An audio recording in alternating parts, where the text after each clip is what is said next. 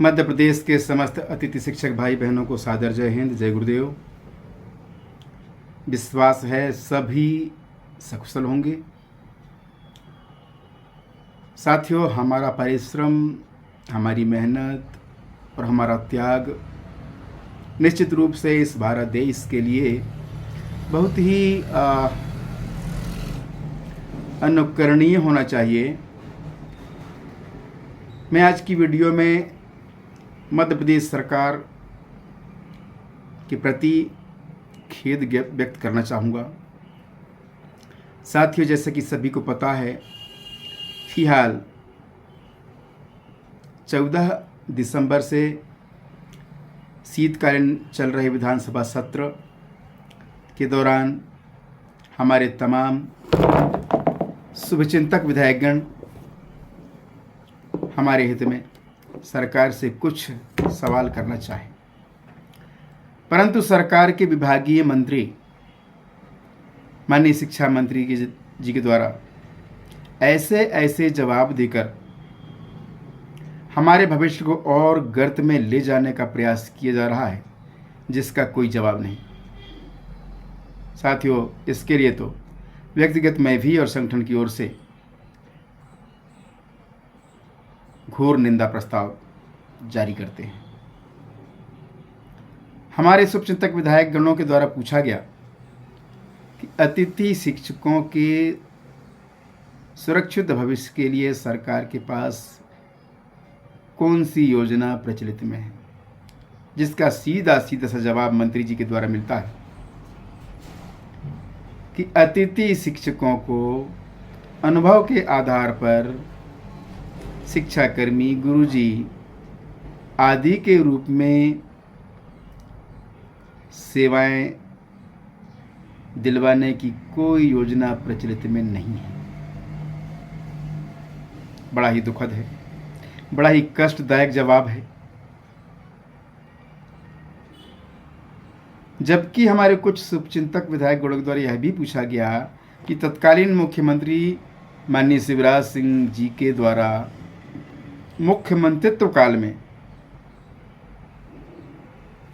अतिथि शिक्षकों के लिए, अतिथि शिक्षकों के हित में तमाम घोषणाएं की गई थी। बावजूद इसके 1 साल से ज़्यादा का समय गुजर गया, किसी भी तरह की कोई नीति अतिथि शिक्षकों के हित में नहीं बनाई जा रही है।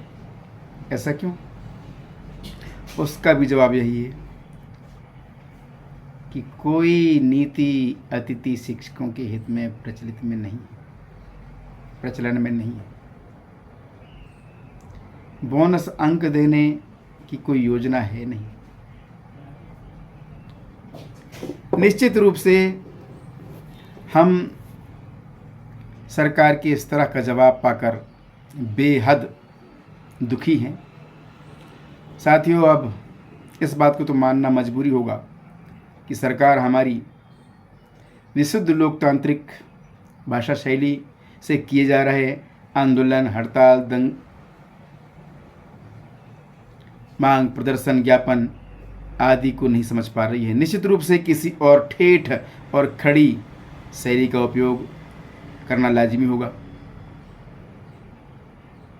जिसके लिए आप सभी आपस में सुझाव आमंत्रित करें, एक दूसरे को सुझाव दें, एक दूसरे से सुझाव लें और बहुत जल्द हम इस मध्य प्रदेश की धरती में, नहीं संपूर्ण भारत भूमि में जन जन तक पहुंचाने वाला एक बहुत बड़े आंदोलन की कल्पना करें और उसको साकार भी करें।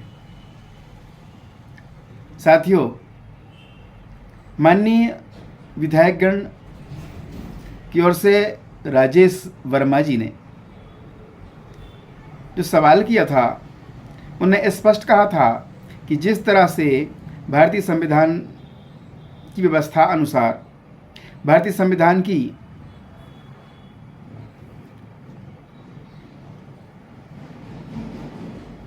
कुछ अनुच्छेद हैं, जैसे कि 14, 16, 32, 19(1)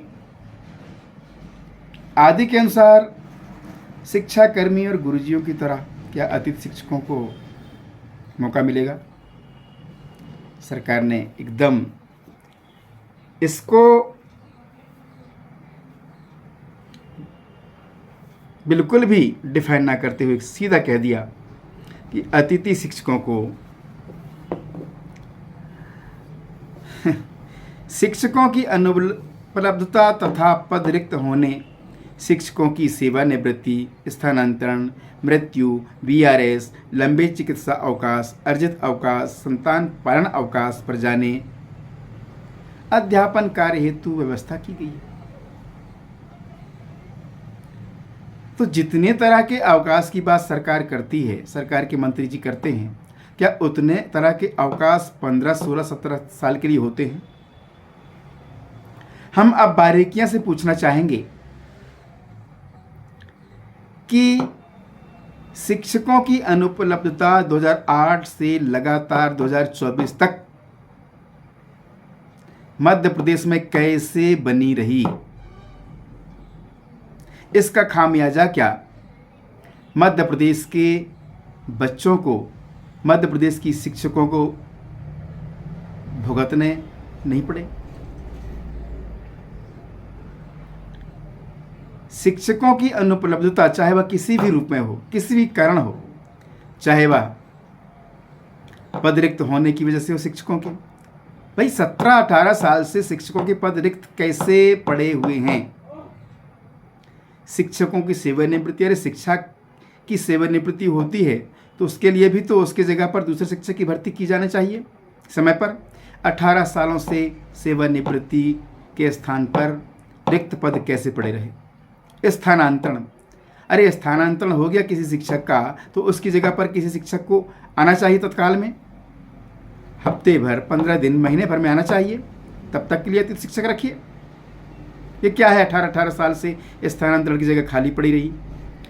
मृत्यु, अगर किसी शिक्षक की मृत्यु हो गई, मानते हैं मृत्यु स्वाभाविक प्रक्रिया है प्रकृति की, तो कुछ समय के लिए अतिथि शिक्षक बुलाइए। लंबे समय के लिए मृत्यु हुए शिक्षक के स्थान पर शिक्षक भर्ती करिए। वीआरएस, कोई वीआरएस लेता है तो हफ्ता, 15 दिन, महीने भर में व्यवस्था करिए शिक्षक की। लंबे चिकित्सा अवकाश, लंबे चिकित्सा अवकाश में कोई जाता, कितना लंबा चिकित्सा अवकाश आपने दे दिया? 18 साल का, 16 साल का, 17 साल का। अर्जित अवकाश, अर्जित अवकाश भी कोई शिक्षक लेता है तो उसकी जगह में अतिथि शिक्षक कितने दिन के लिए होना चाहिए? वह अवकाश कितने दिन का होना चाहिए? संतान पालन अवकाश, कितने दिन के लिए संतान पालन अवकाश मिलता है? जितने दिन के लिए संतान पालन अवकाश मिलता है उतने दिन के लिए अतिथि शिक्षक रखिए। ये 17, 16 साल से संतान ही पाले जा रहे हैं क्या? सरकार अब एक एक सवालों का जवाब अतिथि शिक्षकों को देगी और देगी, वरना भविष्य में भारतीय जनता पार्टी की सरकार मध्य प्रदेश तो क्या भारत देश की धरती में भी नहीं बन सकती। इतना बड़ा आक्रोश मध्य प्रदेश के अतिथि शिक्षक परिवार में फैला हुआ है। साथियों, आक्रोश सिर्फ मेरे अंदर नहीं है, आक्रोश सब मेरे परिवार के सदस्यों के अंदर नहीं है, पर आक्रोश जितने लोग पीडी खैरवार को जानते हैं कि मैं लगातार 2008 से अतिथि शिक्षक के रूप में सरकार को शिक्षाएं के रूप में सेवा देते आ रहा हूं, हजारों लोग मुझे जानते हैं।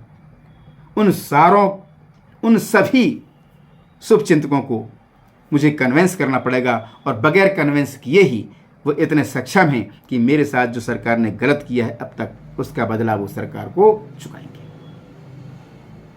सरकार तैयार रहे।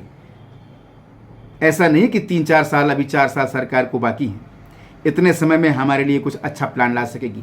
तत्काल सरकार अगर अतिथि शिक्षकों के हित में वाजिब निर्णय नहीं लेती है तो निश्चित रूप से बहुत जल्द, अब तक तो हम कहते थे पर उतना नहीं कर पाते थे, पर हमको अब मजबूर होकर सरकार के खिलाफ गली गली में, जन जन में सरकार की नीतियों के खिलाफ, अतिथि शिक्षक विरोधी नीतियों के खिलाफ जंगी प्रदर्शन करने की आवश्यकता है, और हम करेंगे।